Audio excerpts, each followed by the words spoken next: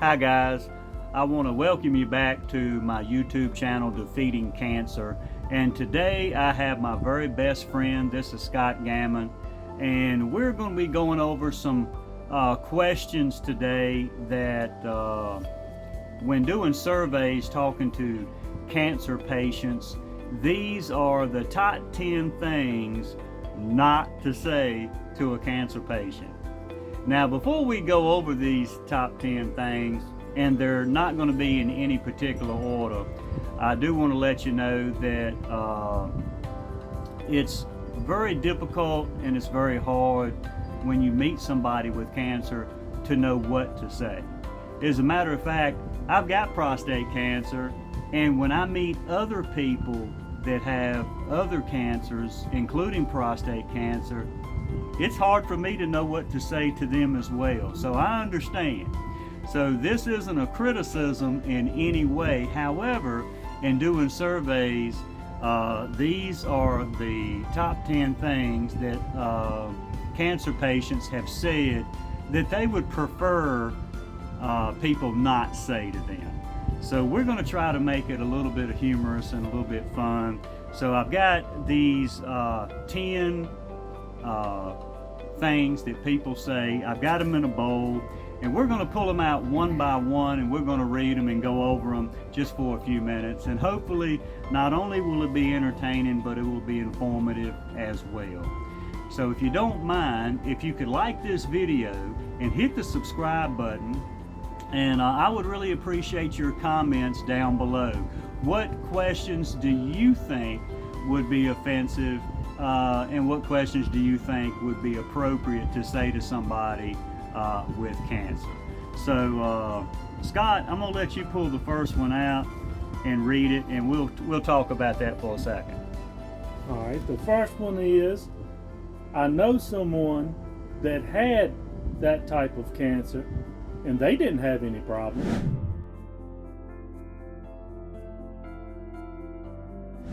Right. You know, I've had people say that that they've known people that have had prostate cancer, and like their grandfather, my grandfather had prostate cancer, and he's lived for years and years, and he never had to have any radiation or treatment or anything like that. And that's great for your grandfather, but that's not the case for everybody. I talked to a gentleman the other day on the phone. He was diagnosed with prostate cancer when he was 39 years old, and the doctors that he went to kind of took a wait and see approach, and now the cancer has spread to his pelvic bones, to his lymph nodes, to his kidneys, and he doesn't have a very good prognosis. But I'm grateful for people who have had cancer diagnoses and they haven't had any problems, but it's really not a good idea to go up to somebody that has cancer and say, I've known somebody that's had that, they did all right. All right, I'm gonna pull the next one out. The next one is when you say absolutely nothing and you just try to ignore that the person you're talking to has even got cancer at all. Now, that is a tricky one right there, and people have said that they would prefer that people not ignore it and that they don't just say nothing. But I have to say that sometimes when you don't know what to say, rather than sticking your foot in your mouth, I would prefer that you not say anything, but not necessarily ignore the fact that the person you're talking to has cancer.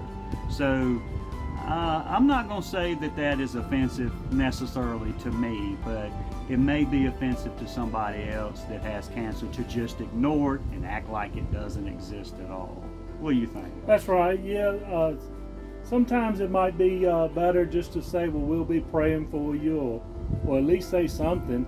Don't just, when they say, well, you know, I have prostate cancer or I have colon cancer, don't just say, oh, okay, and change the subject and move on. At least let them know that you care about them, and you'll be praying for them. Yeah, that's right. All right, let's pull out another one. it could be worse. Now, I will say, several of these, I think I've probably said some of these to my friend David. That's one of them that I may have said. I don't know if I have or not, but it could always be worse, but I guess it could always be better. But sometimes a lot of cancer patients don't want to hear, well, it could be worse. And I got to be honest with you, it's true. Yes, it could be worse. Thankfully, it's not worse. I have met people in much worse circumstances than myself, but it doesn't make me feel necessarily any better to know that, oh yeah, you've got cancer, but be thankful that it's not worse, which I am. I'm absolutely thankful, but you can see how some people under some circumstances might take a little bit of offense to that, because cancer's cancer whether it's worse or not. But I don't mean to be offensive to anybody, because not all of these things, nobody has a rule book on what to say to somebody with cancer. I know that I've said these things to people before I was diagnosed and since I've been diagnosed, because I mean, what do you say? There's not a rule book to talk to people about these things, and that's one of the reasons we're making this video, is to just shed a little bit of light on some of the things that other cancer patients have said that they would prefer not to hear. Let me read this one. Keep being positive. Keep being positive.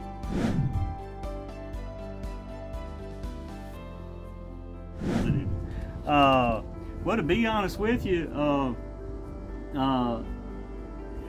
that's real easy to say when you're not the one that's facing, you know, the treatment and the diagnosis. Now, don't get me wrong. We need to be positive. As a matter of fact, the Bible says that a merry heart doeth good like a medicine. So we do need to think positive. We don't need to think the worst. We don't need to accept the worst or anything like that. And I do understand that, but you know what? There's also a side of this that you can't always be positive. It doesn't always feel good. There's times that you're going to be scared.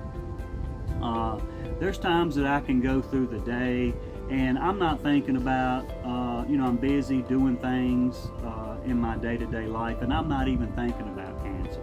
But then when you sit down for a few minutes and you've got some quiet time, the nerves start to come in a little bit. So I'm not always positive. I try to be positive, but not always. You got anything you want to say about that? I don't think so. All right, I'll let you pick another one.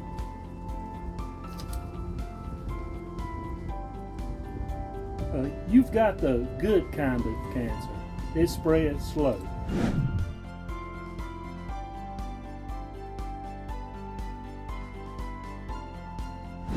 And I don't think any kind of cancer is the good kind. Yeah. And it may spread slow in some people, and it may spread faster in other people. But you shouldn't be telling people you got the good kind of cancer. Yeah, exactly. Now, I'm going to be honest with you. I hear that one a lot. Compared to some type of leukemia or colon cancer or pancreatic cancer, lymphoma and stuff like that, prostate cancer may not spread as quickly or aggressively in some people as it does those other forms of cancer, but there is no good kind of cancer. As a matter of fact, one of the things that a lot of people don't hear very often about prostate cancer is in younger patients. Like I was originally diagnosed in 2013 with prostate cancer, and they had to do a radical prostatectomy on me and remove my prostate gland. And at the time, they took the samples and the margins, and they did all of those things, and the doctor said I was cured. Well, obviously 8.5 years later, I wasn't cured, and it presents a whole new range of circumstances and problems. One thing that people don't realize is any kind of cancer surgery changes you. It changes you physically, and it changes you emotionally. Whether it's a female that's gone through ovarian cancer or breast cancer, or whether it's a man that's gone through prostate cancer or different things like that, it changes you. And not only does it have a physical effect on your body, but it has an emotional effect on you. And because there are certain things that men and women identify themselves as, and when you go through surgery, it can change who you are and maybe how you view yourself or how you think other people view you. So Scott's right, there's no good cancers. The best cancer is no cancer at all. All right, the next comment is, you don't look sick.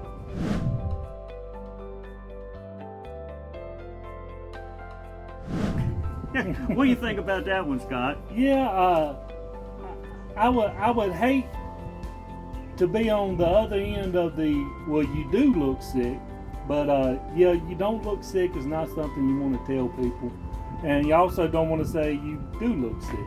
Yeah, I know. And like I said, you don't know what to say to people. So some people think it's a compliment to tell someone with cancer or someone with some type of disability, not necessarily cancer, but any type of sickness. I know that my daughter has lupus, and one of the comments that people would say, well, we saw some pictures on Facebook and y'all were at the beach, or you were out eating, or you were playing out in the yard. You don't look sick. Your daughter doesn't look sick. But one of the things that they didn't see is when you see a picture on Facebook, you're just seeing a snapshot in time. You're not seeing the days and days that she was laying in the bed, debilitated, and it couldn't get up.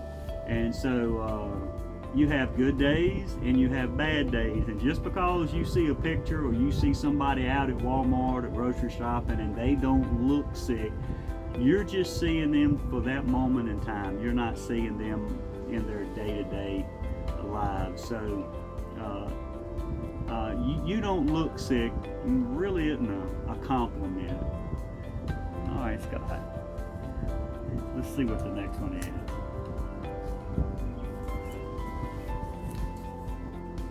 Everything is going to be okay.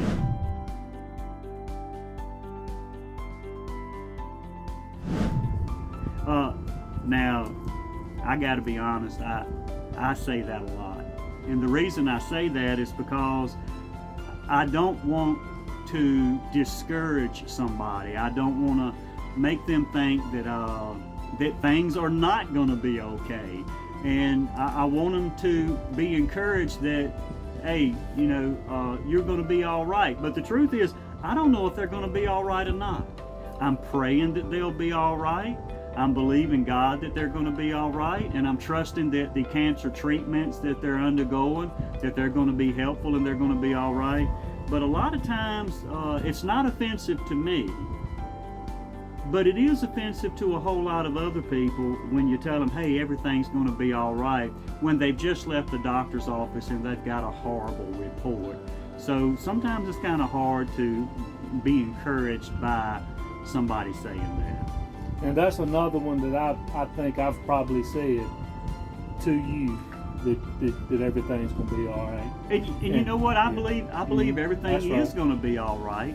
And I don't mind that personally. Yeah, and sometimes you got to know who you're talking to, and if you know them well enough. I know David can take a joke. I joke with him all the time about cancer or anything, and I know he can take a joke, and he knows when I'm joking. Right. So you kind of got to know the person too. You can't just tell everybody you see, well, you're going to be okay. That's right. All right, we've got a couple more.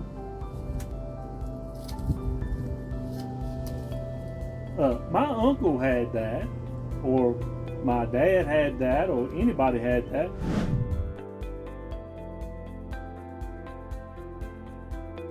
And he died. Nobody with cancer wants to hear a story about how somebody had the same cancer that they had and they died. That's true. just not what you want to hear. No, I do not want somebody to come up to me and tell me, hey, my brother had that or my uncle had that and they died. The same way that I don't want to hear my uncle had that and oh, it wasn't no big deal. I don't want to hear that they died either. But like Scott said, you got to know who you're talking to, and sometimes you just got to pick your words careful. All right, let's see here. We've got two more. This comment is when somebody asks, how long do they give you to live?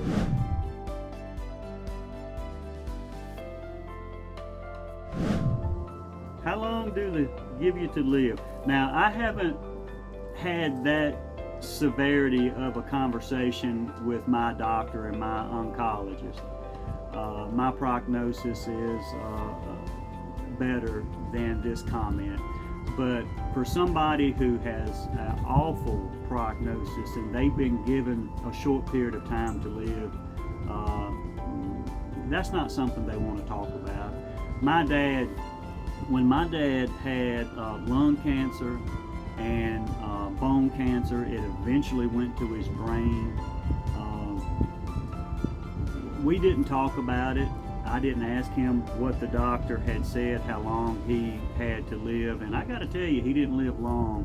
From the time he was diagnosed with lung cancer to the time that he actually passed away, I think was no more than 4 or 5 months.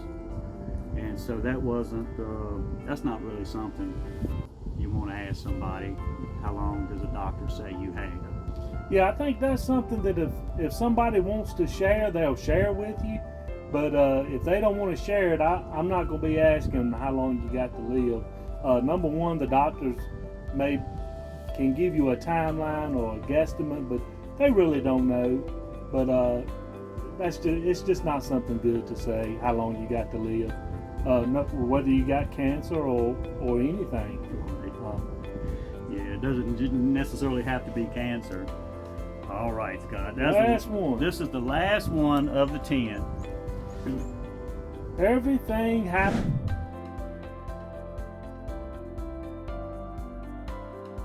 for a reason. Whatever reason it could be, I don't feel like you get cancer for a reason. There's a reason that God gave you cancer, or He allowed you to get cancer. There's not a reason why you got cancer. It just happened. And that's true. And you know, a lot of people have the attitude that it must have been something you were eating, or it must have been some environmental reason. I had someone talk to me recently, and they said, well, are you taking enough vitamins? Or if you would have been doing this, or if you would have been doing that, maybe you wouldn't have got cancer. I don't know why I got prostate cancer. I'm the only one in my family that I'm aware of that's ever had prostate cancer. Now, my dad did have lung cancer. He had brothers and sisters on my dad's side of the family that had various kinds of cancer. I don't know, and to be honest with you, I'm not trying to figure that part out. I'm just trying to get to the treatments that I need to get what I need to be well and to be made whole again, and to eradicate this cancer out of my body. And I invited Scott to participate in this video today, number one, because he's my very best friend, and I gained a lot of support from him being my friend. And I wanted to talk about these questions and these comments because these are things that other people, not just me, but other people have pointed out that they would like folks to know what they don't necessarily want to hear, or that offends them or hurts their feelings. And I want to thank you for your time in this YouTube video.